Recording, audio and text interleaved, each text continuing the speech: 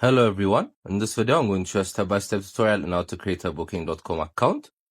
So first we're going to go to the booking.com app. You guys can find it in the App Store or Play Store. Then once you guys are here, you're going to click on the sign in button as you can see. So we have 4 options to sign up with: the Google account, the Apple account, the Facebook account, as well as our email. So I personally chose my Apple account.